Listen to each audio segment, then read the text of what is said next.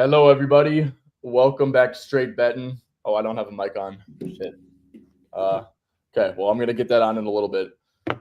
But happy Saturday. Hopefully, you guys made some bread yesterday. I did not, and I did not the day before either. So I'm sad. I also got limited on my favorite book that I like to use, which sucks. That sucks. So yeah, betting's kind of been mid the past couple days. Dude, Joe, I was horrible yesterday. Like, first and foremost, I had LaMelo Ball shoot 9 for 26 on a 24.5 line. I mean, I was so mad last night for like 5 hours afterwards. I don't know if you ever get like super mad whenever you get like a terrible beat, but like completely ruined my whole night of betting. I think I was down like almost like 4 units yesterday because I mixed in just some like terrible reads too.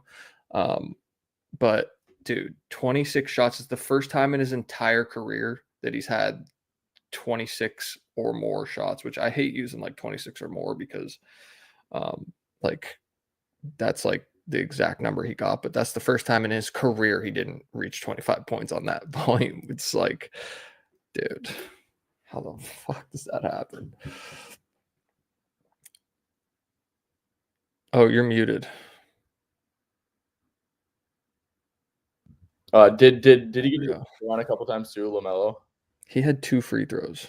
Okay, so 2 free throws and then 26 shots, and he doesn't get the 25.5 line.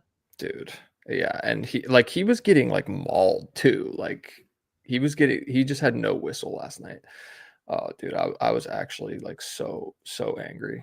It was crazy. He missed like his last like 5 shots. I was like losing my mind. And then I also bet on Embiid, who starts the game 1 for 9 and then has a 20-point third quarter to like give me a little bit of hope. And then Philly, yeah, I'm sure you thought that Embiid was like insanely dead from the jump because, dude, Philly, I was like, yeah, this is not even going to be close. I have a question for you though. What's up? So, reports came out that the Wolves were a little active in the KD market at the deadline. Yeah, and you guys just kind of stood pat and did nothing. How you feeling about that? Dude, the more I think about it, bro, I mean, dude, like, okay, it's KD. If we get KD, I'm not gonna be mad, but the more I watch Ant, dude, he is just so much better when he's like, I don't know if he has like a main person syndrome, like fucking thing, but like when he's like the clear cut number one, and he did the same shit last year. When Cat went out, he started averaging like 30 points per game. The Wolves were still winning games.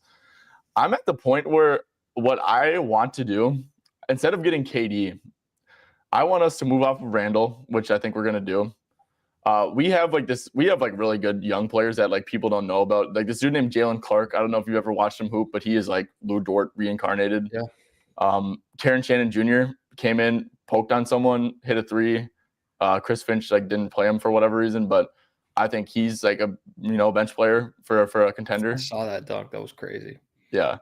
I want us, and then to move off of Mike, and then once we get Dante back, I want it to be like I want us just like surround Ant with a bunch of like shooters and stuff. And I kind of want a Rudy upgrade, like whether it's like a just like a Bam, which is like high end upgrade, but like a Miles Turner I think would be awesome. So I kind of just like want us to like embrace clear cut Ant number one option with like elite spacing around him and like good defenders and shit. And just no other star.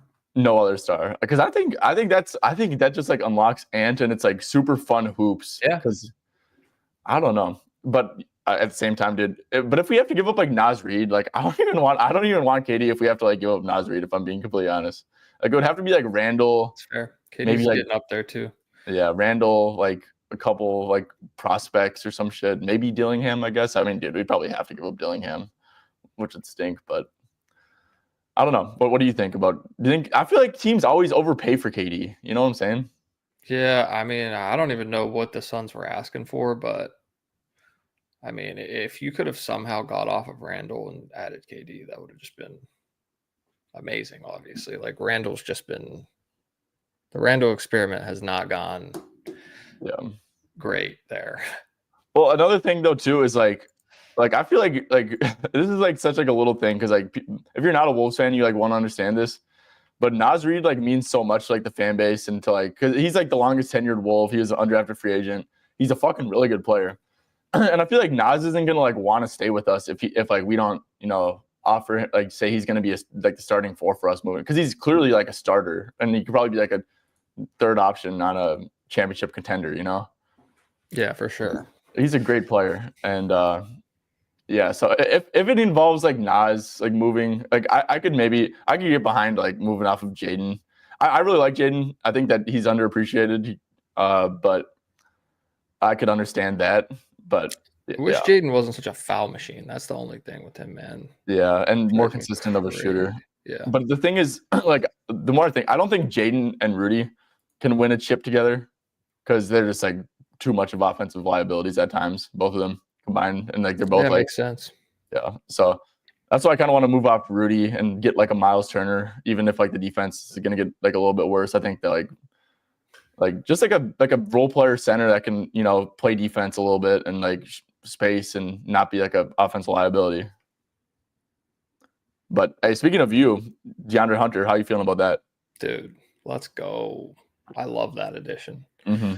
Yeah, I love that addition so much. The Cavs were just so like they had way too many guards. Ty Jerome and Karis LeVert, I mean, like they're so similar. So like you just like he was expendable. Ty Jerome basically made LeVert, completely expendable. Now if they just get healthy, and I mean Ben Simmons, sure, I'll take him for like 15 minutes a game. Yeah. Wait, would you dude, guys I'm excited. They're talking about signing him like after the Nets buy him out. So I mean they need a backup big right now. Like Tristan Thompson's their main backup big. So I'd take Ben Simmons just for like 10-15 minutes. He would have to play in like the non-Allen minutes. Like I think that like if you play Jared Allen like 30 minutes a game or so, you give Ben 18 off the bench and like stagger him with Jared Allen. So like he comes in with like his first stint starts when like Mobley like comes back in the game. Or Yeah, it'd like have to be with like Strus on the floor too. Like you'd have to have shooters for sure. But that would like work really good. Yeah, I don't hate the idea at all. Yeah, I mean, I think Ben has such a negative connotation behind him because like of his contract and stuff. But like he's like a very connective player and a good defender and great passer, right? Like he'll keep all the role players and stars very happy playing alongside of him. Yeah. So yeah, I think that would be DeAndre Hunter too. I mean, Niang stinks. Like thank God 90% of matchups. The minivan's gone. Yeah. Okay, so 8 minutes, little yap sesh, guys. We'll get to all your questions. I apologize for not getting to you guys' questions today, but yeah, there's a massive slate, guys. We'll get to all your questions. Leave all the questions down below. Of course, if you guys are on YouTube, a like and subscribe goes a long way just to support what we're trying to do. If you appreciate the content that we're bringing, the plays that we're bringing, responding to your guys' questions, all that good stuff, a like and subscribe just goes a long way to support. And of course, guys, Props Madness is what we'll be showing to research. So code SB25 gets you 25% off every month that you're subscribed for if you are interested in that. So yeah, Joel, I'll kick it to you. So my first play that I locked this in last night was Stephen Curry over 5.5 assists. He's got a good hit rate on the season, and I just think that the addition of Jimmy Butler helps him. I got this at -125. I don't know what it's available at now. Still -135 at FanDuel. So yeah, I'd play it up to like 140 probably. Like good hit rate on the season. It's the Bulls, so pace is going to be really, really good here. He had 17 potentials in their last matchup. That was without Draymond, so you could kind of just chuck that out. But overall, I think the addition of Jimmy cutting off the ball, on like specific actions off the ball, I think will help Curry a lot here. Yeah, I mean, so let's see. It's in Chicago, which I like. I think that can help keep the game competitive. Let's go with 28 plus minutes with Draymond, 16 out of 25, and it's against the Bulls. So yeah, like it's like one of the anytime they're in a pick and roll barbecue. Yeah, could hit the pick and pop guy post. Quentin Post. Yeah. So yeah, I mean, this is with Draymond launching threes. Yeah, like obviously it's better without Draymond, but like I mean, yeah, even with Draymond, this is still good shit. And yeah, it's against the Bulls, bro. I was actually shocked when you said Curry assists. I'm like, oh, 6.5, right? And then nope, 5.5. I think my projections had him at almost 7. So yeah, and make sure to check because the best price is currently at FanDuel. But usually when when lines get a little bit of steam, you can click on 6+, and you might get a better price. So always make sure to check that. But yeah, FanDuel -135. Yeah, I think it's good shit, Joel. Okay, my first play, Dylan Brooks over 12.5 points. I have terrible luck betting on this dude, so just get ready for him to take 15 shots and not cover. But okay, guys, so this is me doing a little bit of forecasting, right? Anthony Davis is playing here, first game here. Anthony Davis and Daniel Gafford are going to be a very good rim protecting duo. Anthony Davis at the 4 is going to be elite at roaming. And when you can roam the best is when you're playing a team that plays a ton of non-shooters. So Alperen Sengun, non-shooter. Amen Thompson, non-shooter. Tari Eason, non-shooter. Jayshawn Tate off the bench, non-shooter. Whatever center they play off the bench, whether it's Landale or Adams, non-shooter. I mean, this team is just like a terrible shooting team. And in general, I think this Dallas team with AD at the 4 and Gafford at the 5 is just going to be an elite paint defense. The scheme is going to be to pack the paint, kind of similar to how the Bucks do it, I would assume. So basically, I think the matchup sucks ass for everyone, maybe besides Jalen Green. But pick and roll handle around the year, I know they're like 12th. I think they do like to be aggressive against the pick and roll at times. So, and then yeah, spot up. Let's see, they are 23rd. So yeah, basically, if you look at everyone's like scoring chart too, let's look at Jalen Green. Even he does a lot of work in the restricted area, which is going to be super tough. I'm projecting. Sengun, very paint reliant. Amen Thompson, obviously, very, very paint reliant. The most paint reliant out of all of them. Tari Eason, very, very paint reliant. Cam Whitmore, he's a slasher at heart. He can shoot the ball. I think he could maybe have an all right game, I guess. But yeah, look at the restricted area stuff. 39% of his points. Then you go to Dylan Brooks, and he's just not paint reliant at all. So yeah, expect a lot of spot up looks because they're just going to be packing the shit out of the paint with Davis Roman off ball at the 4. So yeah, I think that Dylan Brooks just has the best matchup on the team by far. We also can go here and go to the Houston Rockets. If we take Fred and Jabari, 2 floor spacers off the floor, then we get Dylan Brooks. I think he's like at 15 per 36. I could be wrong though. 15.3 per 36. So that's good shit. Dylan Brooks' minutes have been really good. He got into foul trouble in this Wolves game, so he only played 34. But the 2 prior games without Van Vliet, 40 minutes and 37 minutes.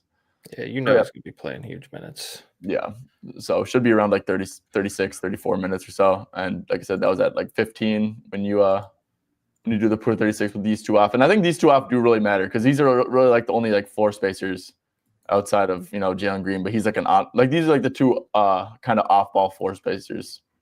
So yeah, I like this one a lot. I was looking at him and Whitmore earlier because I do kind of like Whitmore stuff too. Mm-hmm. Just his minutes have been pretty good without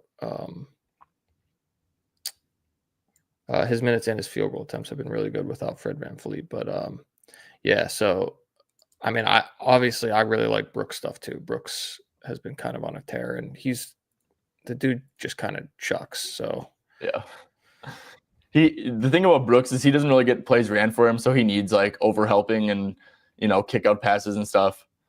And I think that's exactly what's going on. The thing with him is like it's always just going to be like, is he going to shoot well? Like he's like a really inefficient guy. I think he's like 40% from the field this year. Mm-hmm. So. But if he's getting that volume, like 11, 12, 13 field goal attempts, which I think he's consistently been hitting, right? Yeah. 13, 11, 12, 14, like 17. So, yeah, I think this is a really good bet. Yeah, this is 28 plus minutes.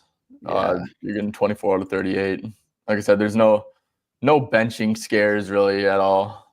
And this should be a competitive game too. Yep, and it's going to be a hostile environment with the Mavs booing the shit out of the Mavs fans booing the shit out of the team the whole time. Maybe no one shows up. Yeah, maybe no one shows up, or maybe Dylan Brooks feeds off of the negative energy. He could. It's like, oh, this I can't believe you're betting on him after he was up in your boy's face last game. Yeah, you gotta take emotions out of it, right? How do you feel about these guys on the Dallas side here? Yeah, I think it's mostly a stay away, but I Houston, agree. they're gonna. I don't really see them. Maybe they did blitz Ant last game. They suck at blitzing, bro. It's kind of like Alperen Sengun like is so bad at blitzing, bro. Like Ant would just like go past him like every time, Yeah, every time he's you would slow. creep up. He's too slow. Yeah, so I kind of think that, and also with Davis on the court, his gravity, I would think that Kyrie gets he actually didn't though. That's the thing. If you go to like head to head, I mean he did this game, but that was with Luka. This is a game without Luka. He only got up 13 shots in 37 minutes, and that's like pretty anti-Houston, what you would think about. So it's a little bit dicey. I would think that Kyrie gets a one-on-one coverage, and they stay home on the Clays, they stay home on PJ. But Same, I'd agree. so I'd lean over to Kyrie. It's 80. probably a pretty accurate line though, 23.5 for him. Kyrie's been something with that back, man. You get bulging discs in your back, and that's just kind of concerning to me. Yeah, that's fair. Like I feel like that is something that just lasts like a super long time. Mm-hmm. Yeah, I would agree. But yeah, I don't know. It's also maybe just like wait and see. But like you kind of know what you're gonna get with Davis. Like he's gonna be involved. It's probably gonna be like a pretty similar role to what he was doing with the Lakers. Yeah, AD opened at 22.5 last night. I think if you got that number, that's probably a really good bet. Yeah, for sure. Yeah, it just steamed all the way up to 24.5. So definitely we're on the right side of that. Yeah. I don't know. I just think that like moving forward, like I could be wrong. I really don't think I'm going to be though. I seriously, like you look at like the Bucks and what their scheme is. I think it's just going to be very similar with Dallas. So, all right, Joel, hit us with the second one. My second bet is going to be Anthony Edwards under 5.5 assists. Get some matchup here against the Portland Trailblazers, who over the last 15 games are allowing the second least assists per game to opponents. That's just like their straight up scheme difference that they've kind of like made a change where they're staying home on shooters. They've been pretty good against the roll man. And yeah, they're just kind of playing one-on-one coverage right now. So I think Edwards under 5.5 assists is a good play. I'm not sure what the odds are now. It looks like you can get it for about minus 125, minus 130. I definitely like it there. Yeah, he's under this line quite a bit as well. So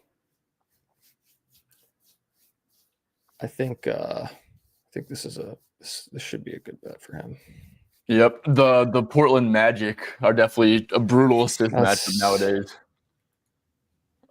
Yeah, I will say against Houston, he did get blitzed. That was a pretty good conversion rate too, 6 out of 9. You talk about the pick and roll man stuff. Well, he doesn't have a pick and roll man that he throws the ball to anyways. True. I mean, I watched a game. I bet on Rudy the other day, dude. He will not pass the ball to Rudy in the roll ever. He refuses to. It's crazy. Like he's just throwing up a layup every time. I was like, yeah. And then 3 games without Randall so far. I mean, this game was pretty much without Randall. It's also Utah, who like allows like everything, a ton of catch and shoot stuff. So that's like best matchup. But then Kings 4 assists, Bulls he only had 3, which is really bad assist game.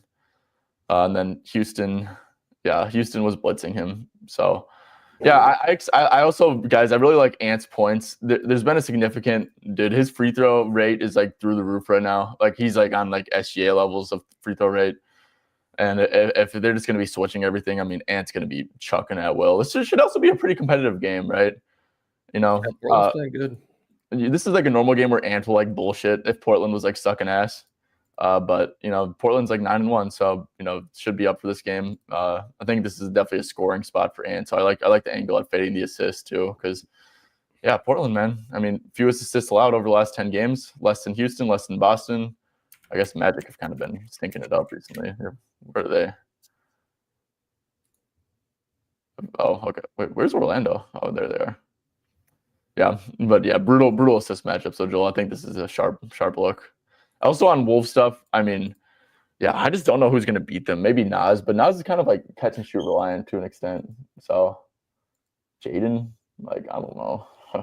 I bet on Jaden last game, 15 field I goal think attempts. Jaden's got a kind of a good matchup here. Yeah, well, maybe if Ant goes for 40, then no. True. But yeah, Well, I Jaden. mean, Ant went for 40 last game. He had 15 field goal attempts. So Yeah, Joel, I needed 13 points from him, and look at this. He got into foul I trouble and saw this. missed out on like 7 minutes, and then he over 15 shots and at 12, 0 for 4 for 3. That's crazy, man. That shit sucked. Mike Conley's a little interesting. Maybe he could. I don't know. Maybe, yeah, I actually don't know, man. This is just like Ant or bust. Like, Yeah, I think this is like a big Ant scoring game, which is why I like his under assists. I don't think he's going to be really having to swing the ball too much here. no, yeah, agreed. Okay, let's rip a couple questions. Tommaso, hey, how you doing? I'm doing great. Hopefully you're doing good. Shoto, how we doing? Hope you're doing good as well. Tyler, we got the three amigos, Tommaso, Shoto, and Tyler. Yope. Let's see, Collier Nuke. Yeah, Collier is such a wagon dude. Oh, it's crazy. Why are his assists at 7.5, bro? I feel like it's a trap. But bro, he had 26 potentials last game. Oh my god! And like Phoenix is a tough matchup for point guards assists. Yeah, well, Collier just will pass it regardless. You know what I'm saying? It doesn't matter. Yeah. I don't understand like how he racks up so many. To be honest, it's because, dude, if you ever watch him, have you ever bet on his assists? Yeah, dude. I know how he racks. Dude, he just throws it to Laurie. Dude, it's like Laurie's coming off an off-ball screen and he just shoots it right away, or takes like a dribble and shoots it. And same with Collins. That's how he gets his. I bet him when Laurie was out too, and like he still had like 9. Yeah. Yeah, and he's actually like a good passer too. Like he genuinely like really good passer. Like he'll hit people on lobs and like off of like cuts and shit, and like he's a good passer. But 7.5 is crazy low, bro. Like I get that they could, but and like even if they get blown out, like he might. Did someone get ruled out for Utah? Because I don't know why he's the only person with an assist prop. He's the only person who's swinging that ball. I think what's I think Clarkson's a game time decision. So okay. Even Clarkson will come off those out. It's like literally just Collier has the ball. Literally everyone's a scorer around him, and they just even Sexton. They just make quick decisions. Like he's surrounded by people who make quick decisions off the catch. Okay.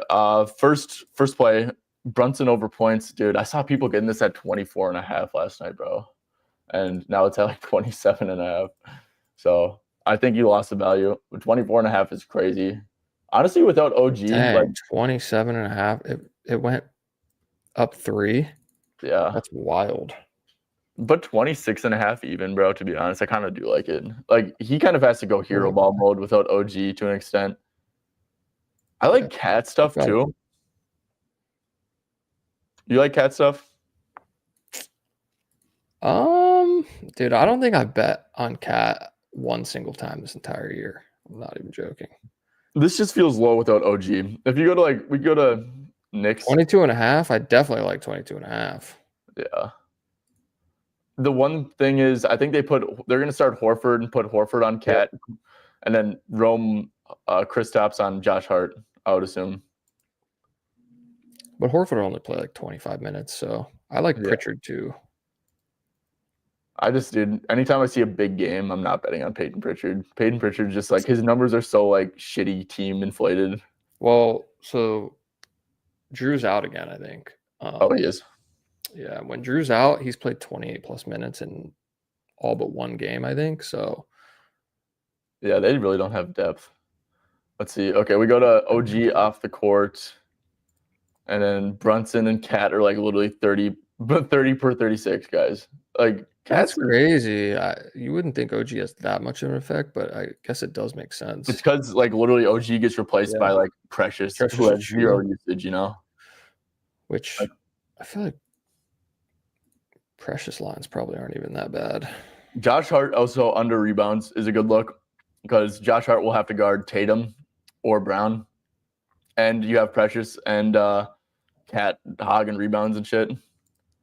So I think Josh Hart under rebounds is a good bet. I like that a lot, actually. Like you From see the the two last games game? since OG went out, 8 rebounds, 7 rebounds. So I It's a think really that's good angle. yeah. Yeah, because let's see. So yeah, Brunson stuff though, I lean over. I think there's more value on Cat though. I think there's more value on Cat as I well. also I don't know if the scheme could actually give Cat trouble though. Like I think that Horford's like kind of a tough draw for Cat, even though Horford's pretty old, but he's pretty mobile. Bro, but Cat's a king at flopping, dude. He'll get to the line. Yeah, I hate watching Cat, dude. I really do. Cat's a dog. And this is also ceiling minute spots, you know? This is a ceiling minute spot for Cat and Brunson. Like Tibbs will go like what's Cat with like 35 plus, yep. 18 out of 25, and then you see like the increase in numbers because I mean, bro, let's look at this. So OG off the court, 30.08, 15. Like this is per 36, bro. This line is too low for Cat. Like what? It's too low. And then Josh won't be able to farm rebounds because Josh will be playing point of attack defense. So that's good for his okay. And then I'm just gonna remove OG and then watch Cat's numbers change. And you could say the same thing with Brunson. I mean, 33 points, bro. It's fucking crazy. Like, look at this shit, bro. OG off the court, like, it's crazy to think that OG off the court makes that big of a difference, but it really does. That is crazy. Yeah. I like that a lot. It's literally just because OG actually gets a little bit of usage, you know? And then, like, whoever gets replaced just doesn't. So, what do you think about Cat stuff? I like it. Like what? PRA points? Just because I feel like it's a ceiling minute spot, and I like the rebound angle because I think that Josh just isn't going to have a big rebounds are interesting. And Boston doesn't crash the glass either. Who is he going to be playing on Kristaps? Yeah, but I don't think that's terrible. I think maybe PR would be the best. 35.5 PR. Cut out the assists. 34 plus minutes, 78%, 22 out of 28. Even if you just went 32 to 40 minutes, which like he's locked into that. Like points 23 out of 32. Yeah. I like just points too. I honestly like both the angles. I like points, but I think that just like the minutes angle is good because this game is going to be competitive, you know. For sure. When that's the case, like Cat, this is like a 40-minute spot for Cat, in my opinion. Yeah. Yep. He just played 38 against the Rockets. 38 against the Rockets, 39 against the Raptors on a back-to-back. Yeah, like he's going to be running to the ground here. Yeah. Tibbs don't care. And this is a lot of rest. The Knicks haven't played in a while. They're on 3 days of rest. I'm gonna play Cat's PRA. Well, let's see the matchup. Do I like the matchup? You like the assist better? You like the assist part? I just like adding everything in there. So the only reason that I would say PR is better, right, is 35.5 PR versus 39.5 PRA. You need 4 assists, right?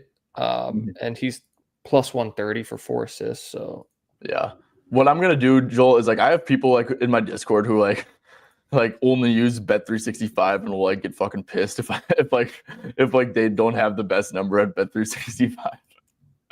So I'll probably really no, dude, I'm scared of the day when Bet365 limits me because I know that's coming. Yeah, and I use them so much. Yeah, so DraftKings. Okay, I think you're right with this is the best number, and you should recommend people to play this number.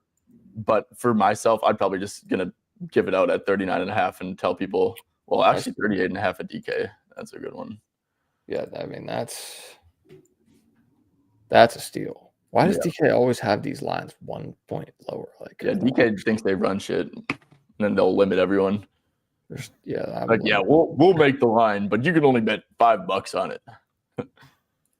So yeah, Joel, I don't know if you want to collab on something cat related. I just think that his lines are fucking absurdly low, bro. I agree. This is too low. I'm 100% in. Okay, which one do you want to make the collab number? Or I like the PR personally. yeah, like a 35 and a FanDuel. half minus 122 FanDuel. Yeah. Hey, bud. But the 39 and a half is probably like I mean, they're pretty similar to be honest. Yeah. I'm gonna send up to my Discord I'm just gonna track it at 39 and a half at Okay. Yeah. FanDuel. But yeah, if you I'm gonna recommend, I agree with you on the PR angle, and I'm gonna recommend people to play it at that. Because this is absurd. This is a great number for Cat. I need to bet it myself first because fucking dude, I've been getting hoed recently. I've been like sending my plays in first and then like oh crap, I actually need to bet it myself. And then like I've been holding myself. I always bet myself first. Yeah. I'm gonna bet it right now. Okay.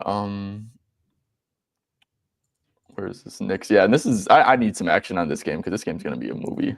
Let me just check my projections. Well, movies I have them at 25 and 13. 25, 13, and 3. So yeah, so that's a decent. What do you have him for minutes in your projection? 36. Yeah, and like I think minutes. He could probably get more than that. Okay. Yeah. Okay, Joel. So yeah, Tommaso. So sorry, we kind of just like completely sidetracked the question, but I mean, we clearly like Cat more, right? Because we just played it. So value wise, yeah. And so I have to like use obviously a great matchup for Brunson, but I have to use like 2 different books when I bet now because I'm limited to 50 on Bet Online, and then I'm trying to make double book it. Yeah, to get 100 down. Wait, are you limited on your other book too?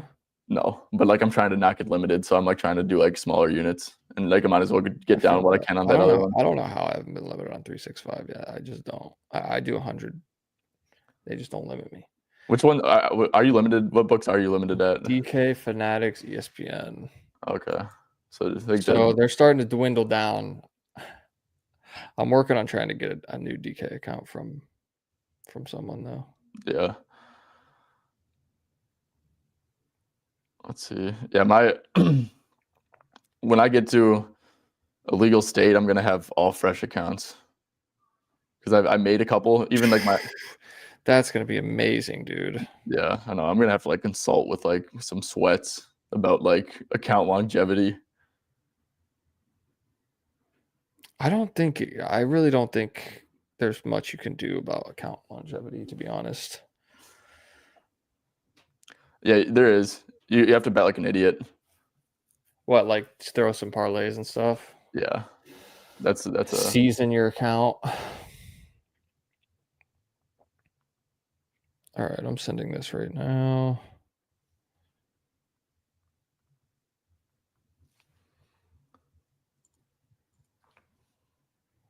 Let's look at some other comments. Can I click on? Yeah, sorry guys. I'm like I said. No, I can't do that. Levine over points. Let's see. Levine over points. The next one. Levine was 23.5, kind of high for. Oh crap, dude! Did I even give up my second play? Oh no. Yeah, go ahead. Oh, go over Levine because I'm sidetracked with sending this shit to my Discord right now. Okay, Levine feels a little bit high to me.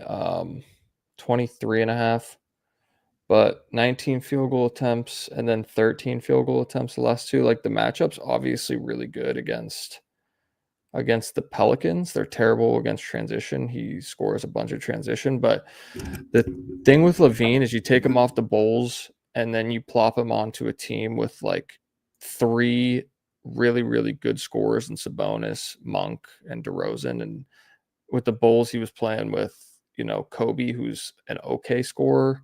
And then he was playing with Vucevic, who, was given 20 points a game. But now he's playing with like 3 20 points per game scorers. I would just stay away from that 23.5 line, to be honest. That just feels a touch high to me overall, just with the situation that he's in now. I think there's probably more value on something like a DeRozan 21.5. Well, there's a 21. There's like 221 and a half. Oh, 20. It's 21.5. But it's 365 in MGM and FanDuel has it at 2 points higher. That's crazy. yeah, FanDuel's like true odds, to be honest. Yeah, I mean, I don't hate it as much at 21.5, 23.5. I definitely didn't like it, but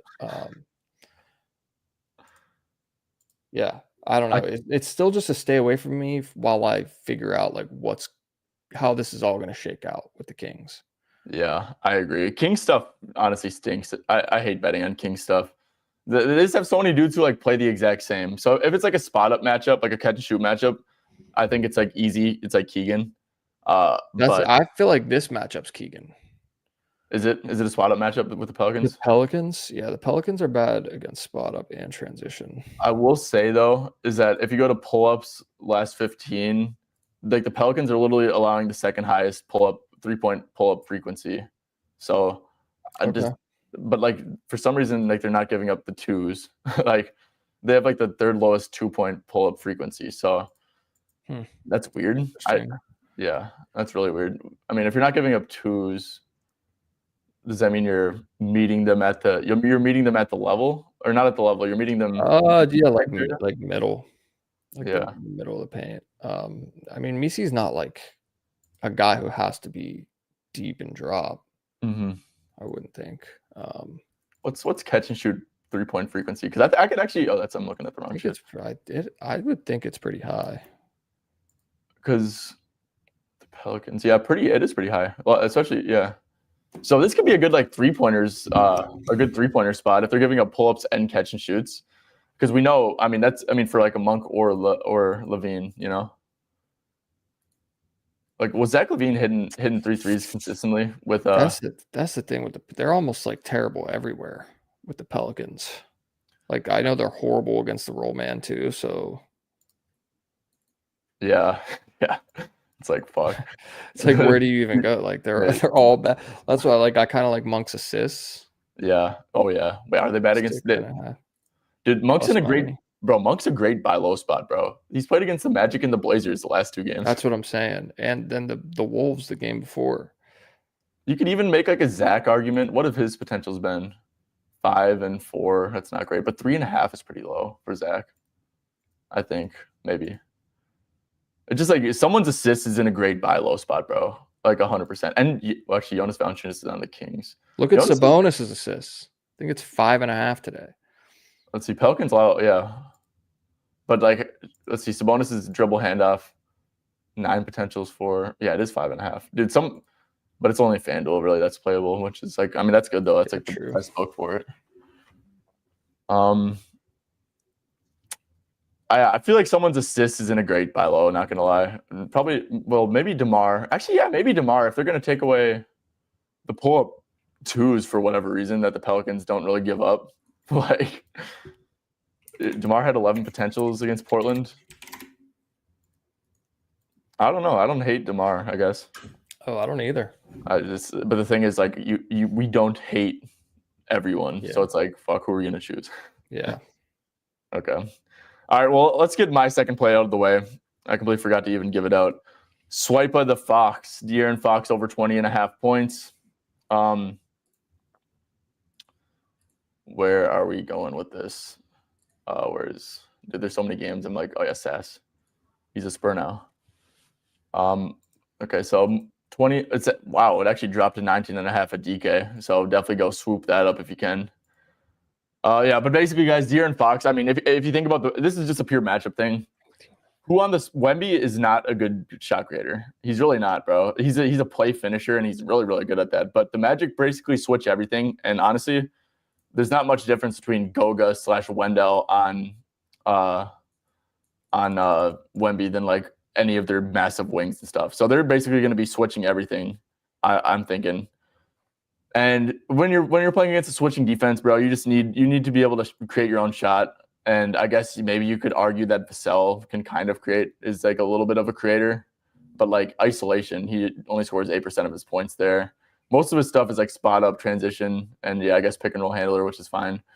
I guess you could make a small argument for Vassell, but like, is Vassell even like? I feel like he's more so just a spot up guy. I guess I haven't really watched the Spurs much, but I feel like he's mostly a spot up guy now that they have Fox.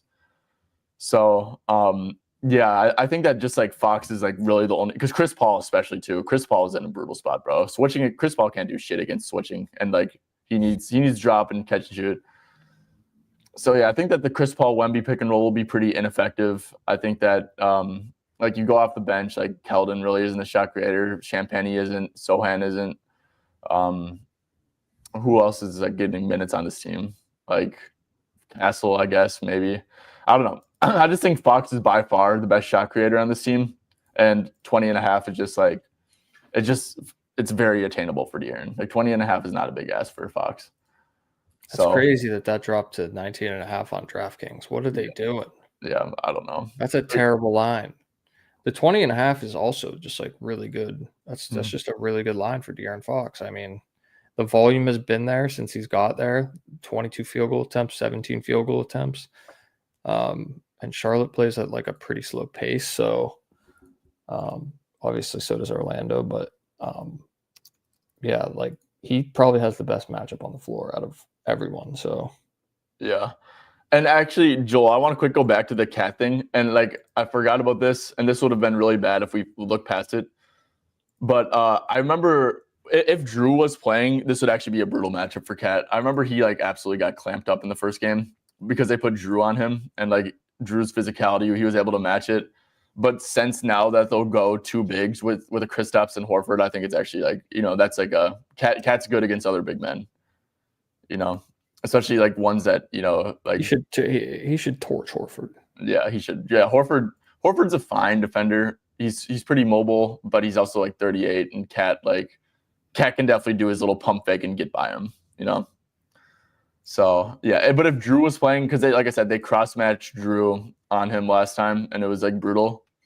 But with Drew out, I think it changes everything, and with them going too big, it'll just put like a big on him. So yeah, thought I'd mention that, because if you just look at the head-to-head stuff, and this game was obviously like a complete shit show, but like, yeah, it was also Cat was really bad on a PRA per minute basis, like only 22 and 24. I mean, that's not awful. It's not good, but yeah. Okay. Next question. So we've only got to 2 questions so far, correct? I think we're at. Yeah. Okay. So Levine over points. You're what up, boys? What's up, Winter? Paulo Franz stuff against the Spurs.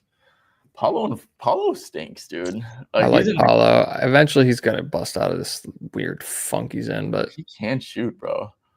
Like it's bad. You can't touch Paulo right now. Like, yeah, you're right. He is eventually gonna bust out of it. Yeah, I'll consider thinking that he's gonna bust out of it once his line gets to like 19.5 or something. 22.5, absolutely not. My projections. So the way like my model works is I project off like field goal attempts, and like then I use like season long percentages, just for like, because I feel like if a guy's shooting poorly, like it's usually will come back to the mean. Cool. And so Paolo's been like so high every single, like he's at 23.99, which I usually like to get a little bit more edge than that, but I do think that like eventually he'll start shooting closer to his season averages, which are solid.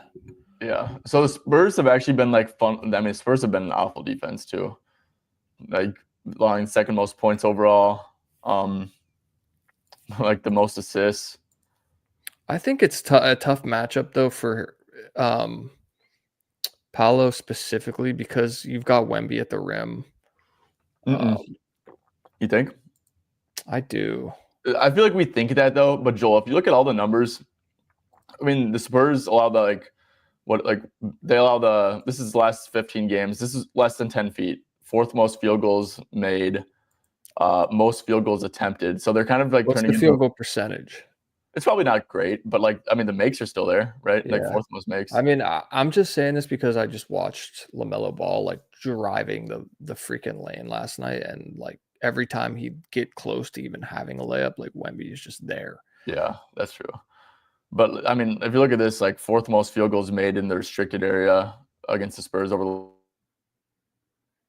last 15 games. So, but yeah, I A think it's lot more of so that like is off of out like of secondary stuff. Yeah, I think a lot of that is out of like pick and roll. Like Wemby is so bad against the roll man. And then Yeah, yeah, like you said, I think it's off like secondary stuff, not off like initial drives, because I think yeah. Wemby helps so much. Well, that would check out too because you look at the assists allowed, right? Like they're allowing Yep. a ton of assisted baskets in the Yep. paint. They're allowing a ton of stuff in the paint and a ton of assisted baskets. So maybe like Wendell stuff makes a little bit of sense. He could What's also Paolo's assists at? Banchero 4.5. Not it's super juiced. Dang, dude, because I have him at 5.6. What about Franzi? Franzi's at 3.5. But 3.5 assists. I know it's a good rebounding matchup. The Spurs are as well. The Spurs must just be playing at like a blazing fast pace or something. Because let's see, opponent rebound Spurs, yeah, a ton of assists, ton of points. Franz 8.5 RA. I get that you're laying some juice at FanDuel, but I feel like that's a okay look. And I kind of like Wendell Carter. So Goga got benched last game. I guess maybe it's like a wait and see. But Wendell kind of makes sense as well. If I'm not gonna lie, I like that 8.5 RA a lot. yeah. So yeah, Tommaso though, I'd probably stay away from the over points on Franz and Paulo. I guess yeah, if it's like secondary stuff. Like I think Musa Diabate had a good game last game. Dude, he was eating on the glass. Yeah. Did you see him dunk? He dunked like on Wemby one time, and then dude, he tried it like 2 more times and just got his shit packed. Yeah, so Magic stuff though, I don't know. I don't know if there's anything I like enough to make official, but Same. I'd probably what's a Magic. maybe I wonder if there's some unders you could look at. Just what's like if they're allowing so much in the paint, what are they not allowing? Because I think Wemby plays drop, so I think they're always the catch and shoot frequency isn't even that low. What about pull-ups? Has Wemby like been creeping out? I think they still allow a ton of pull-ups. Looking at the last 15 Spurs, where are they? Oh, I guess the frequency is down, but the makes are really high. So, yeah, they've just been allowing really good looks apparently. Okay, well, that's weird. Anyways, the Magic will find a way to score 80 points in this game. So, yeah. Duran Reed was good. Yeah, I lost to Duran under PRA. He played 20 minutes because he got into foul trouble, but he was, guys, if Cade misses another game, I'm telling you, Duran assists. He is such a DHO hub. It's actually ridiculous. Keep that in your mind. If you get like a 3.5 line for Duran, dude, over. Like that is like crazy. Especially with if you're gonna get a drop center, which helped with Embiid and drop. But yeah, Embiid was just getting punked by Duran. He got like hella putbacks and shit. But yeah, he only played 20 minutes. I mean, I don't know. He was on cocaine. What do you think? Kyrie assistance 80 is playing. Yeah, I mean that makes one thing I will say. Who do they start? Dinwiddie doesn't start no more, right? No. So was Kyrie playing? Is Kyrie? They're like running a huge lineup, dude. It's like Kyrie, Clay, and then PJ at the 3. Oh, so that should be. So now Kyrie shouldn't be because Kyrie's been playing off ball a ton, which has been really bad for his assists. Kyrie should be like the main. Yeah, I wish it wasn't so juiced because it is against Houston. Juiced. But I think Winter. I think a really good angle to do this is like just like hope and pray that Kyrie has like 3 assists this game and then bet it the next game in a better matchup. Because I don't like the matchup. I think that he gets guarded pretty straight up here. Joel, do you have a thought on Kyrie assists? No, I mean I like the thought process for sure, but I do agree. Like this is a tough matchup, and that's like heavy juice. Yeah, I don't really like it as much at 5.5, but yeah, against Houston especially. So, well, what do you have last game? He had 6 potentials. That's against Boston. So, how did he only have 6 potential? Who got the assist to Clay? Because I know Clay had like a really big game. Dude, huge game. Let's see. Let me quick go to NBA players passing. I just want to look at Mavs potentials last game with Dinwiddie coming off the bench. Oh, did Exum start? I think Exum has been starting. Yeah. Yeah, Exum plays on ball. Right. So I mean, I guess it's a wait and see. If you can get Kyrie in like a lineup where he's going to be playing on ball, because I would think that they want to start. Clay's like going to start because of his ego, and he also brings good spacing. But yeah, it's going to be Kyrie on the ball. So yeah, it should be that at least. But I'm guessing it was Exum who had all the assists. I want to quick check though, her potential assists. Because it's like it's such a cheat code if you're just like the one who makes a pass to like an off-ball screen action for assist. Yeah, I guess there just wasn't many. There was pretty communism stuff. Daniel Gafford, was he being used as a hub? 25 passes received, 7 potential assists. That's some weird shit. That's high. Yeah, that's ridiculous. Yeah, just a lot of stuff. 80's first game. I say just wait and see. But I like what you're thinking. Winter. Rudy upgrade. Yes, I want Miles Turner. Because I saw that the Pacers aren't even going to try and extend him. So yeah, I want to unload, sign and trade Rudy, Miles Turner, some shit like that. Pacers can finally have a good defense. Hallie's this great passer, right? So he can unlock Rudy. I don't know. I want Miles Turner as the Wolves center, and then I want to get Robert Williams trade. I want Robert Williams as the backup. I think that would be a perfect 1-2 punch. That would be a championship team. We'd take down the Cavs easy in 4. Terrence and Rob were wagons in college, free nukes. Yeah, Terrence is a dog. So is Rob. Trade Randall. Dude, these questions must be really old. Yeah. Trade Randall played them tough yesterday. Yeah, did you watch that game, Joel? The Cavs game? I didn't. I was too busy fuming over the LaMelo Ball shooting. Oh, dude, if you told me that Wizard game was going to be, that Cavs game was going to be close, I would have nuked. Like every starter's line was like implied, like they were going to win by 40 points. I thought they were going to kill them, but I mean, they're pretty shorthanded right now, so yeah, obviously. Simone, I actually completely agree. Every single Warrior line I looked at for points like looked high. I don't know if you felt that. I know they're playing the Bulls, but Joel, did you feel that way too? Like every line just like looked high. Like why is Moses Moody and Buddy Hield both like this high when Jimmy Butler's on the team now? Yeah, I mean that's a good question. I mean Butler's probably going to play 34, 35 minutes. Yeah, I would guess. Warriors like to cuck it up with minutes with their old guys, especially when they can. Off-ball screen, Bulls are really bad. I think Draymond Buddy is like a prime Buddy's a prime candidate to lose minutes here. Yeah. Dude, I think Buddy's definitely too high. Filter him, just add Wiggins in. Because let's just say Butler slides in and takes Wiggins minutes. Yeah. And Moses Moody is probable, which is big. And there's pods too. Yeah, I will say it is like a cupcake matchup, dude. You go to off-ball screen. It's like the best matchup you could get, to be honest. Yeah. But yeah, let's do with Draymond, with Curry, with Wiggins, because he's Butler, and then with Moody, and pods maybe even. Yeah, you're not wrong, bro. You're not wrong at all. Look at the minutes. The minutes are like 19, 15, 20. Like there is some like spike games in there, like 33, but so this is the last game he had. He had 19 minutes, and this is like kind of a long time ago. But we could do without pods. But pods does matter because Kerr loves pods. Yeah, I agree. But then you get 19, 21, 24, 18, 21, 19. So like what's a good filter? 20 to 25 is like I could see 15 is like a bad case scenario, and then 24 is like a best case scenario. So let's just do like with Curry. I mean, bro, that's crazy. This is a good bet, but it's a really bad. I think like under RA could make sense.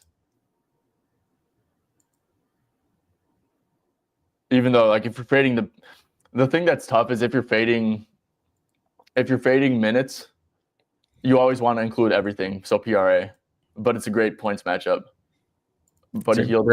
It's honestly a great. You could argue it's a great RA matchup too. just because of how like fast the Bulls play. Yeah, but I mean, fuck. It's like a great matchup for like everything. But it's also a good matchup for Curry. It's also a good matchup for Butler. It's a good matchup for the whole Yeah, team. So it's not for like the Buddy whole Hield, team. just like, oh, it's only Buddy Hield who it's a good matchup. No. Yeah. I think this is a great bet. Great. That's dude. I That's kind might of know it. nuts. That's kind of nuts. Yeah, Simone, because Moses Moody definitely matters. I mean, who do they get rid of?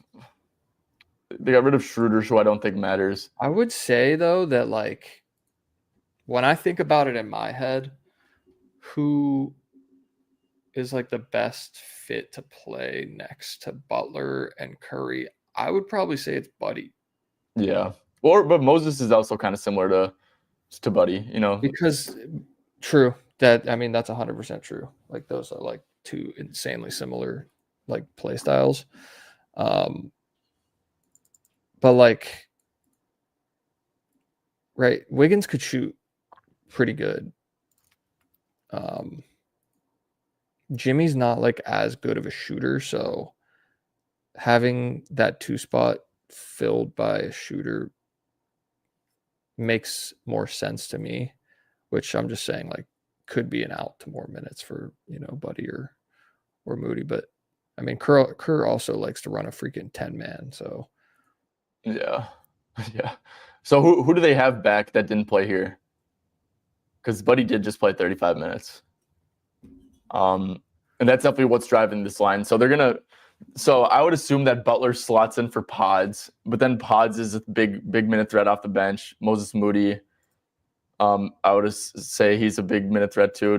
Gary Payton will probably play a little bit here and there just because they have so many guards on the Bulls and he matches up good with them. Like I don't think like this isn't sticky. Gary Payton playing 8 minutes. I don't think. Who is Jackson Rowe? Like. And Trace Jackson. I mean, yeah, even like Pat's, like they'll troll and like play Pat Spencer if like they're up like enough. They were just playing him in the Lakers game, dude. Mm-hmm. He played good too. Shout out Pat Spencer, man. Yeah, 13 points, 17 minutes. Good shit. Lax legend. Curry got up 23 as well. Yeah, that's crazy. I think that Curry will be way more efficient now. It'll just be like with Butler there is going to free up Curry a ton, but the line's like I would like a 25 and a half, 24 and a half. What about threes, 4.5? I mean, the Bulls, though, the Curry 4.5 threes could actually make sense. I mean, I don't know. No, I agree. That's just because he's going to make them. Shooting poorly right now. Yeah, it's tough to single out one person because, like I said, I started off this whole thing by saying I like Butler. Like the Buddy under is interesting, though. That's for sure interesting. Yeah. Yeah, Simone, this is a great look. Kyrie 5 assists. Yeah, we talked about that. I mean, well, minus 150 at FanDuel. I mean, yeah. Make sure you wait for the starting lineup at the bare minimum and make sure that it's like no Dante Exum. So you know that Kyrie's going to be like initiating at least. Poole. Yeah, so the Cavs give up a shit ton of pull-ups. I was like really close to playing Poole 19.5. Dude. It was 18.5 too. Really? Yeah. It like moved down during the day. Yeah. He went stupid.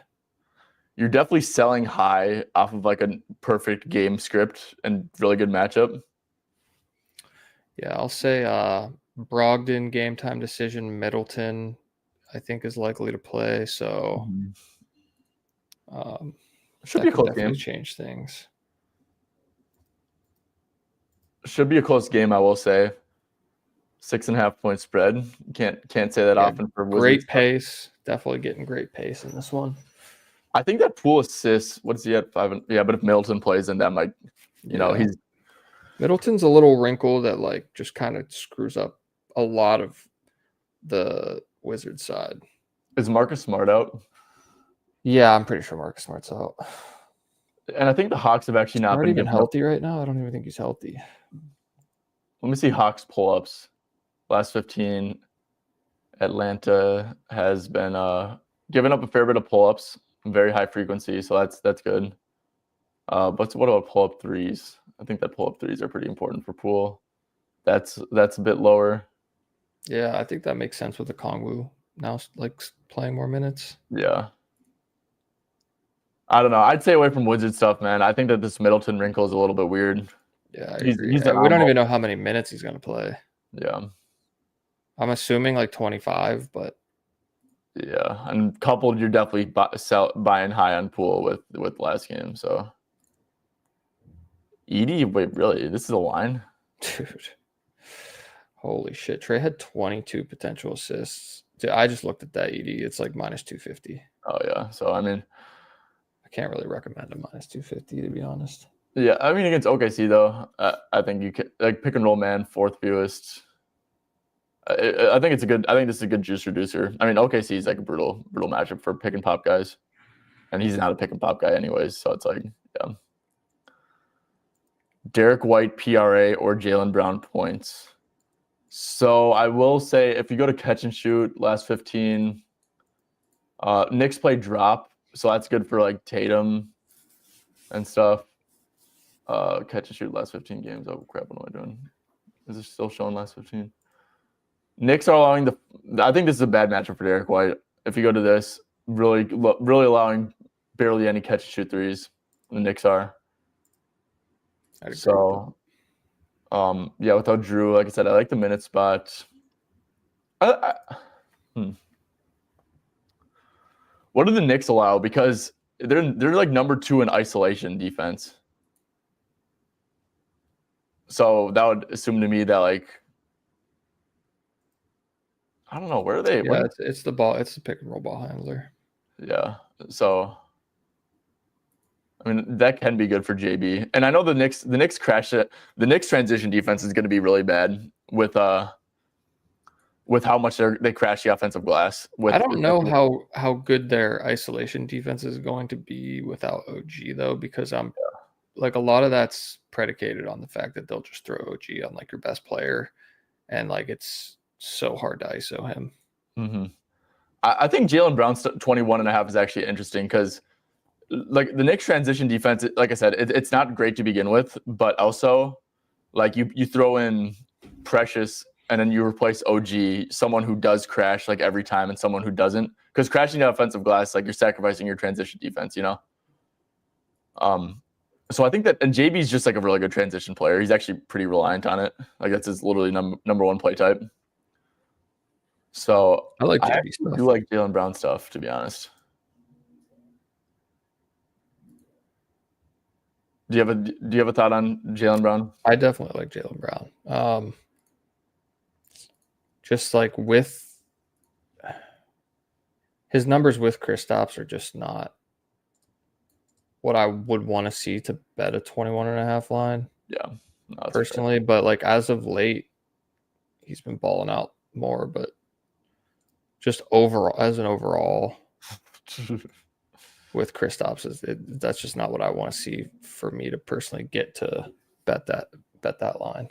Yeah, I mean he's ended at 21 three times. Like his average is, yeah, you'd like this to be like 20.5, I think. Yeah, I think it's a fair line at 21.5. Yeah, because no Drew actually might not even be great because like more Pritchard minutes and he's going to shoot more. I like Pritchard. Yeah, I think the Knicks just guard pretty straight up. You know, I think they kind of let Tatum and Brown, isolate away, limit the catch and shoot stuff, play drop. So, yeah, that's kind of how I'm thinking that they're going to be defending here. So I think I lean over on Jaylen Brown, but Derek White, if the Knicks haven't been allowing catch and shoot threes, I'm just not going to play Derek White stuff, Yep. How do you feel about can I bring one up real fast? Yep. How do you feel about Kawhi today? 33 minutes last game, 19.5 points line. Mm-hmm. Feels a bit short if he's going to play 33. Yeah. Oh, I will say I don't think the 33. Like if you look at the spread, bro, 15.5 points. The Jazz are on the second half back to back. They're a tanking team. Like Kawhi's. If there's any chance you can avoid forcing Kawhi to play in the fourth quarter, they're going to take it. He played almost the whole fourth last game, which is crazy to me. I mean, this is like a great matchup too. It is. So he might. You'd project him to be like very good on a per minute basis. Is it a great matchup though? I don't know. What's Kawhi's catch and shoot frequency? Because you gotta attack the Jazz with catch and shoot stuff, in my opinion. Because I agree. I mean, it's actually like absurd how much like catch and shoot stuff they give up. Let's quick refresh this. Joel, can you quick like what's? Yeah, I'm looking up Kawhi right now. Or can you just check to see how much Kawhi's played? Like how many games Kawhi's played? So far this year? Yeah. Or just like since he's came back. I want to look at like, is it like last 15 would be a good sample maybe? Yeah. Yeah, Kawhi's played 10 games in this. I mean, that's cool. Cool for me. So catch and shoot frequency. Let's see. So Kawhi, yeah, he's more of a pull-up guy. So is Norm. Because if Walker Kessler plays, he's actually like a really good rim protector, to be honest. Like Joel, this is actually kind of crazy. But if you go to teams shooting zones, if you go to like last 15, the Jazz are literally like allowing the fewest makes in the restricted area. That's crazy. Yeah. So it's like you really want to do catch and shoot stuff against these guys, like a pure shooter. And the Clippers really don't have one. Because Bogey would be a great bet today if he was actually playing. Because they got off Terrence Mann. Who did the Clippers all get off of? Do you remember? Bones and Kevin Porter. Yeah, Kevin Porter Jr. Oh, that's interesting. That actually is interesting because that Kevin Porter matters for a ton because he'll come in and just like take up a shit ton of usage for like 16 minutes. Hold on, let me quick look at this stuff. Norman Powell makes sense. Dude, Harden assists. I don't hate that. Dude, he had 21 potentials last game. Just look at his chart with Kawhi in. Okay. Amir Coffey might be the guy, not gonna lie, because his minutes are probably super safe, no matter what. Drew Eubanks on the Clippers now? What the fuck? Coffey doesn't even have lines. That's kind of sad. Yeah. Nick Batum, I mean, he's probably not gonna play, but he literally has like a 90% catch and shoot frequency, which is crazy. Yeah, I'm interested in these Clippers role guys who might even, play a little bit in a blowout, like a Coffey. What are your thoughts on Harden's assists? Yeah, it checks out. 9.5. Yeah. What did he have against the Jazz last time? I mean, the Jazz, he's at 11 and 6. 6 is a little bit concerning, but no Kawhi. He's over a 9 out of 12 with Norman and Kawhi. And now he's at 9 plus and 11 out of 12 with Norman and Kawhi. And now it's like the best matchup in the league. Like one of the best. Yeah, it's just the blowout risk. Still, I mean, let's see. I guess he has averaged 34 minutes in the sample. But Harden will play 30 minutes regardless because he plays 12, 6, 12. And then they just run him. Like he had 29 minutes, 15 assists. That's crazy. Yeah, I don't think it's a great matchup for Harden to score either.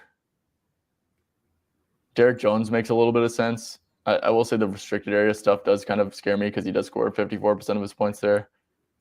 I just think Coffey, but transition. They're so bad in transition. Because, the Utah just crashes the offensive glass every time. So maybe another thing we could look at is transition frequency. Dude, Harden's averaging 13.6 assists per 36 with Kawhi on. Jeez. Dude, this is an Amir Coffey spot, bro. Look at the transition frequency. That's this. Oh, yeah. And catch and shoot. And the blowout. Derek Jones Jr. probably has high transition as well, but yeah. He does. We'd have to wait and see what Coffey lines are, but. Yeah. I think that Zubac actually bad matchup. Kawhi makes sense too. He'll get out a little bit in transition, actually a fair bit in transition, but he also just isn't the biggest catch and shoot guy, Norm makes sense. I think that Harden's under makes sense if I'm being honest with you. Dude, Harden's under actually looks really good.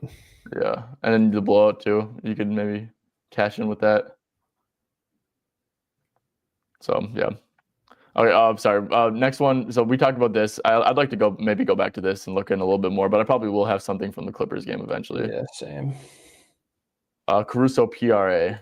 Okay, I'm gonna be honest. OKC's on a back-to-back. I feel like it is against Memphis. Chet has lines listed for whatever reason. I don't know why. Is I would just assume he really doesn't play. Yeah, back to back. I would like to wait. And Caruso actually, yeah, Caruso doesn't have a PRA line, so under on assists for AD. I have no clue, bro. It is against Houston, so that checks out, right? I kind of like over assists against Houston. For AD. For like most big men, just because assists against drop, where like Şengün But the thing will is, be down and drop. But AD probably doesn't even get guarded by Şengün. It's like I would think like Tar Eason or someone. Yeah, guards him. true. That's true. So that would probably just be a switch. I just like in my head keep associating AD as a center. Yeah. I mean, under on assists definitely lean under, but you never know how they're going to deploy him. You know, what if he just comes out and is like a dribble handoff hub? Like that wouldn't completely shock me. So yeah, lean under, but I think too much variance. 80.5 threes. That makes sense, right? I mean, especially at the floor. Yeah. I like it. I like it, Tyler. Vassell under 6.5 rebounds and assists. I don't even know what the line is. It sounds low, but that does sound low. Against the Magic, I like it already. Let's see. In the middle of the season, I was betting his over 7.5, and he was smashing it. And then lately, he's just fallen off a cliff somehow. I don't know what exactly happened. Maybe is Sohan returning, but yeah. So super small sample size. He's averaging 14 rebound and assist chances. Say he converts half of those on average. That's like 7 right on the dot, but bad matchup. What's the hit rate on the year? And I know he started out the year off on a minute restriction, so 34, probably go like 28 plus. Then it starts to look a little bit dicey. Yeah, I wouldn't play that. Yeah, I wouldn't play it either.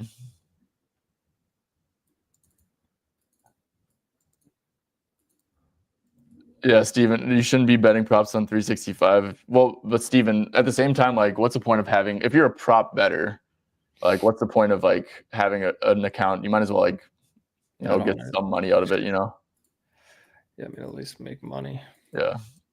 Yeah, for Cat. Yeah. Oh, dude, these questions are so old. Yeah, we played Cat, so yeah. Paolo, we touched on Booker assists against Denver. Do we know who's in and out? Yeah, we don't know who's in and out. Kevin Durant, game time decision. Beal, game time decision. I don't think we can really touch on that unless we know that information. Yeah. Obi Toppin points. I saw someone played this earlier, and I mean, Miles Turner's out, so that could be a really nice spot, to be honest. Is it like a potential small ball? I was looking at the projected lineups, and yeah, I think he's projected to start at center, which is could also be Thomas. It could also be Thomas Bryant, though. Yeah, it will be Thomas Bryant, I think. Yeah, but Obi definitely should see a minute boost. I mean, if we go to without Miles Turner. Yeah, I see like 19, 23, 31, 33. Let's see. What did he play? Miles Turner barely played last game, so he played 28.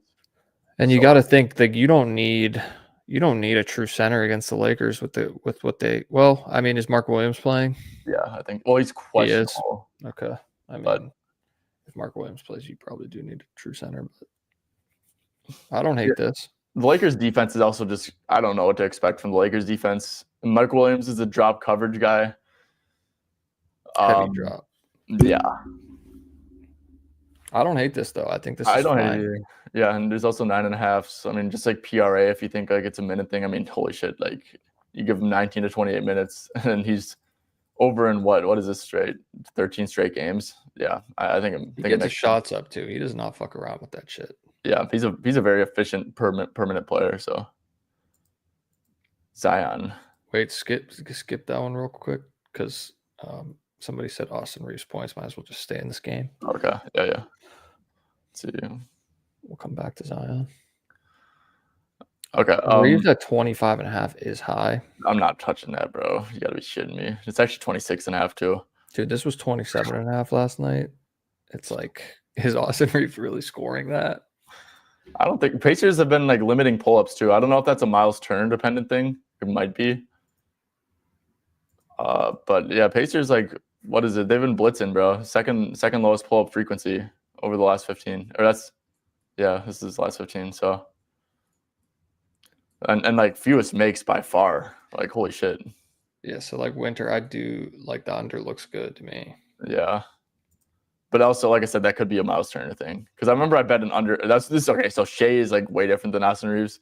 True. But I faded Shea at like 33.5 against the Pacers, and he like crushed it. He had like 40. But I mean, 26. I mean, the thing is yeah, what's his assist line?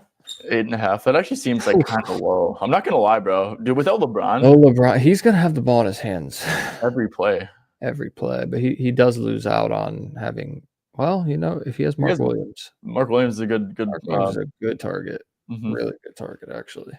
We could go to the hell did they manage to pull off getting Mark Williams? I'm just like, I'm in awe about that one. The NBA was like, we got to have the Lakers good. These ratings have been ass, and they just stacked them to the fucking gills. I want to see I haven't really been keeping up with the Lakers, but yeah, without LeBron, I just want to see what they're because they gave up a ton of pieces for like a little. So I'm guessing it will be 48 minutes of Reeves and Jackson Hayes for the most part. Or no, Williams and Jackson Hayes. But now you don't have LeBron. It's like going to be Rui, Gabe Vincent. Maybe you play. I mean, Gabe Vincent just is not good on the ball. Milton. Jared Vanderbilt rebounds. Is Bronny gonna play here? Like Bronny might like play like 20 minutes. That's how depleted this team is. Yeah, Reeves 8.5 assists. I mean, we could go to like advanced stats. We could take Davis. We could take LeBron. Yeah, I was doing that. And right D'Lo, or Davis and LeBron, and then maybe D'Lo too. D'Lo would. If we're just looking at this right here. Okay, we have a 108-minute sample. He's at, but then let's say points per. D'Lo definitely matters. Oh, so this is where they get the Reeves stuff from. Yep, 28 points per 36. 33 per 36, actually. Oh, 30. Oh, wow. I was looking at Connect. 86-minute sample, though, but still, bro. 9 assists. Yeah, it's a stay away for me. What's his turnovers line? That could be something super interesting. 3.5. I like his over turnovers. Crazy amounts. Like I said, this is such small sample size shit, but there's no Connect either. Like I said, I think that Reeves might have a tough matchup. Just I don't like the minimal pull-ups they've been allowing. Gabe Vincent, I guess, feels himself because there's no Max Christie and Connect, who are like literally the next two highest field goal attempts for 36 guys. Rui just he just can't create though. Like that's the thing. He can though. Like you give him the ball on the block. On the block, sure. It's like he's mostly like cutting and. Mm-hmm. What about I could maybe see like a Gabe Vincent threes. I mean, he is averaging 11.6 attempts. It's like such a small sample, but yeah, I mean, Lakers stuff. I even what do you think about Mark Williams stuff? There's no reason for him to be on a minute restriction. No, I like his over. I think great matchup. I mean, Pacers. If we go to here, shot range. Dude, his PRA per minute is crazy as well. Like he's a great per minute PRA guy. Mm-hmm. Reeves, I think, is a great passer that can feed him. Pacers are allowing like the most highest shot frequency within 10 feet. Yeah, I think his 17.5 points is actually a pretty good play. Yeah, even rebounds because He's kind of surrounded by a bunch of non-rebounders besides How Vanderbilt. many? What's his rebounds line? Oh, 10.5. I think that's a great line. Yeah, Pacers have been getting crushed on the glass, especially with Thomas Bryant. It's like, I mean, this is just the last 10 games overall, 48.1. Wonder what his odds are for a double-double. Anytime I see that 10.5. Yeah, you just want to take it down. Yeah. I always look for the double-double because you can sometimes get really good odds. Especially at FanDuel. Dub. Oh, wow. They can't get good odds this time. Can get a triple-double at plus 3,500.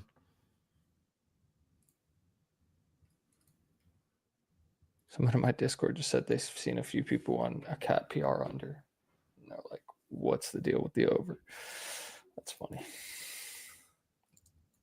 Why is it 25.5? Yeah. Okay, let's go back to Zion. Yeah, no, that's funny. It just it looks so goofy seeing Austin Reeves with this line. But to be fair, I mean, shit. Who else is like? Might be fair. Yeah.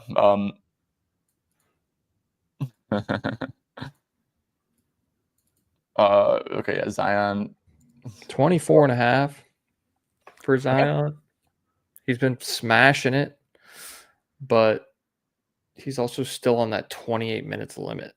I mean, dude, like, weirdly enough, the Kings are they don't allow shit in the restricted area really. The Kings overhelp so much, like it's actually ridiculous. If you're on the court with Zion, he's gonna generate like a ton of spot up opportunities. I think that Zion, almost like the under. Yeah, I do too. I mean, the Kings just overhelp so much. But let's check last 15 in the restricted area. Kings. Okay, so Kings have actually been a lot worse last 15. But yeah, they allow the most points per game to spot up. Like they overhelp so much. So I'd stay away from it. Maybe assists though could make sense. Like a CJ McCollum. This could be a good CJ or Trey spot, I think. Maybe Trey especially. Trey's been a bucket. Dude, he's tough. Yeah, Trey's been crazy. I love Trey. Yeah, he's a great player. CJ makes sense. I will say he's probably getting a lot of pick and roll reps, and Sabonis does creep up to the level. Yeah, I don't know. I want to bet on a pure spot up guy. I want to bet on a spot up guy against the Kings personally. And I just don't think CJ is that without DeJounte. I think he's a little bit too 22.5 too. Yeah, don't think that feel like blind. Feels fair. Ayton under points. That's an interesting one because against Gobert. I will say he'll probably get his little shitty mid ranges that he likes to take all game. Dominating. So 15.5. He's been hooping. And this game was like a Robert Williams showcase game. It was kind of weird. I'd probably stay away from it. Like I said, he's just getting too much volume right now. Yeah. Okay, what about Denny? Why did Denny only play 18 minutes? Denny went from 44 minutes against Phoenix on February 3rd to just playing 23 and 18 minutes the last two games. Was he in foul trouble? No, I don't think so. I think he just literally is getting benched for Scoot and Shaden. Shaden was really balling last game. I know that. Could just be a buy low based off of merit then. Yeah, Dude, only 12.5 points is so low for him. He was playing ridiculous minutes. And then when Jeremy Grant got back, his minutes kind of just fell off. Scoot's a game time decision, yeah. But honestly, I don't get what's the point of playing Jeremy Grant big minutes. He's not a very good player. Oh, they're playing Chris Murray now. Fucking Chris. I mean, dude. I just don't understand why Denny all of a sudden is just out of the rotation. I think he's still starting. Yeah. It's weird. If Reeves playing under points, rebounds, and assists, yeah, deal. I actually don't know. I mean, if you look at these per 36 numbers, like I said, small sample size, but I mean, this does not look like an under to me, to be honest. Like, I think the books are being sharp with it, and yeah. Y'all aware of the dad buff? What do you think on y'all aware of the dad buff? What y'all think on PJ? Separately, PJ Washington. I don't like it personally. I think PJ is going to be pretty low usage with AD and Kyrie on the court. I also don't trust him to be. He's going to get one of those tough wings on him, like What's the dad buff? Did he just have a kid or something? Oh, because he just had a kid. Yeah. Is that what it was? Yeah. No, I'm kind of out on PJ stuff, to be honest with you. I think it's a tough, especially points related. Rebounds, yeah, and rebounds too, dude. It's like 80 and Gafford are going to be snagging. Yeah, I'm out on PJs. I actually kind of lean pretty heavily towards PJ unders. I just think that usage is going to be pretty low, and you know, he's been out for a while too. Yeah, I agree, D-Lo. I think that's a smart move to do. Lay off an AD. Pick and roll with AD and Kyrie. Yeah, I agree. All right. Well, guys, let's see. Are we taking Kyrie under points at 24.5? I don't know why it's so juiced. I wouldn't take it, man. I think that Houston at heart, what they want to do is just play guard up one-on-one, play drop, and if that's what they're gonna do against Kyrie, like I think that AD makes it like blitzing someone with AD on the court is kind of stupid because it creates an advantage, and you have one of those dudes who can take advantage of that is AD. Like terrible idea. Yeah. Terrible idea. And also, like I just watched that game firsthand. Sengun, when they blitz him, like it's not good. Like he is terrible at blitzing. So, yeah, I actually don't think Kyrie's under is a good look. But yeah, okay. Let's see, Joel. Is there anything else you want to touch on? I don't think so. Yeah, I think I'm chilling too. Okay. Well, is there anything you want to shout out before we dip out and out of here? No, I'm good.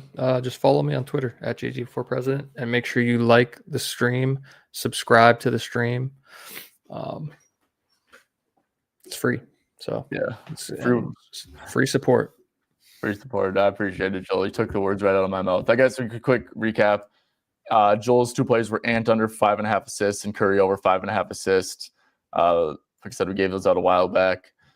And then I gave these out a while back too, but Fox over 20.5 points and then Brooks over 12.5 points. So and Karl Anthony Towns over 39.5 PRA.